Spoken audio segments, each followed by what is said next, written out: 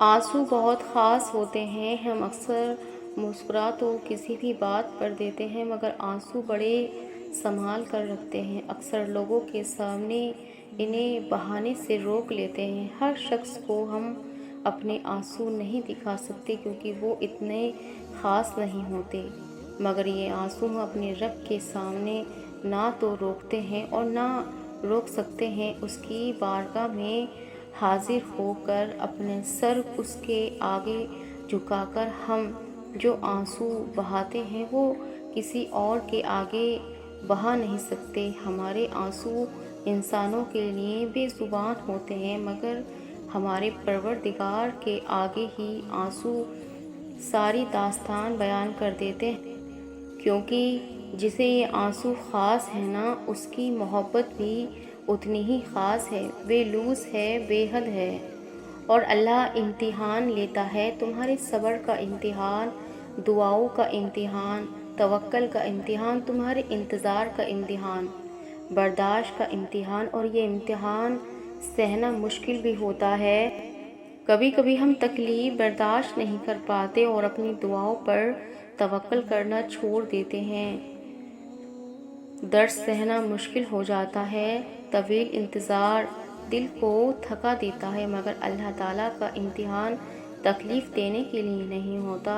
غور کریں تو پتہ چلے گا کہ جب تم اس امتحان میں نہیں تھے تب تک تم اللہ سے اتنے قریب نہیں تھے جتنا اس درد نے تمہیں اللہ کے مزید قریب کر دیا ہے۔ تم دیکھو گے کیسے تمہاری دعاؤں میں خلوص بھر گیا ہے، بھروسہ آ گیا ہے۔ یہ امتحان تمہارے دل و دماغ پر درد کی اس دھند کو آہستہ آہستہ مٹا دے گا، اور شاید یہ راستہ ہو جو اللہ نے بنایا ہو تمہیں اپنی طرف لا کر آنے کا۔ کبھی کبھی انسان اتنا تھک جاتا ہے کہ وہ یہ بھی بھول جاتا ہے کہ عشق کی مشکل بڑی سطح پر آ کر وہ اس مشکل کیسے رب کے دروازے پر بیٹھ جائے اور تب تک اٹھنے کا نام نہ لے جب تک کہ اس کی آوازاری کا ہاں میں جواب نہیں مل جاتا۔ کرامات ہوتے دیکھے بنا کبھی نہ لوٹنا پڑے۔ کیا وہ میرا اللہ ہی نہیں ہے جس نے کبھی آگ ٹھنڈی کی تھی، سمندر میں راستہ بنایا تھا، کسی کو کنویں میں گر جانے کے باوجود بچایا تھا، کسی کو مچھلی کی روئی روئی کر دینے والی پیٹ میں بھی زندہ رکھا تھا، اور یہی نہیں بلکہ زندہ لوٹایا بھی تھا اور رزق کی سلامتی کا انتظام بھی کیا تھا۔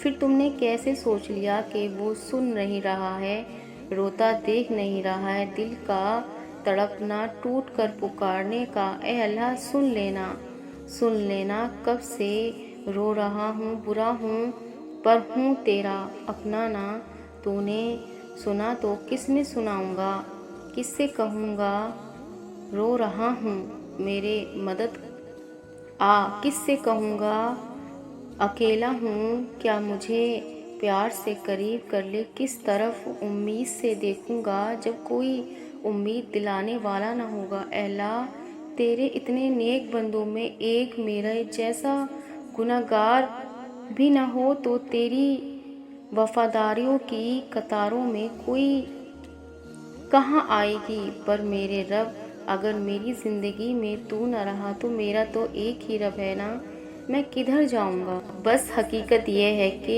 تنگی کے ساتھ فراخی بھی ہے، اور ضروری نہیں کہ دکھ ہی اللہ کے قریب ہونے کی وجہ سے ہوتے ہیں۔ کبھی کبھی اللہ کو تمہارا کوئی بات ایسی بھی پسند آ جاتی ہے جو وہ تمہارے دل میں اپنا خیال ڈال دیتا ہے بنا تکلیف۔ دکھ ضروری نہیں ہوتا کہ دکھ سجدہ کرنے پر مجبور کرے، جس کو اللہ خود بلانے کا ارادہ کر لے، اس کے لیے کیا غم اور کیا خوشی، وہ دل اللہ کو ڈھونڈ لیتے ہیں۔ اللہ تو سب کا ہے، لیکن جب اس کے آگے سجدہ ریز ہوتے ہو تو ایسا لگتا ہے کہ جیسے اللہ صرف میرا ہے، صرف مجھے وہ دیکھ رہا ہے، صرف مجھے وہ سن رہا ہے، صرف میں اور میرا اللہ ہوتا ہے جب صرف سجدہ نہیں بلکہ سجدہ محبت ادا کیا جائے۔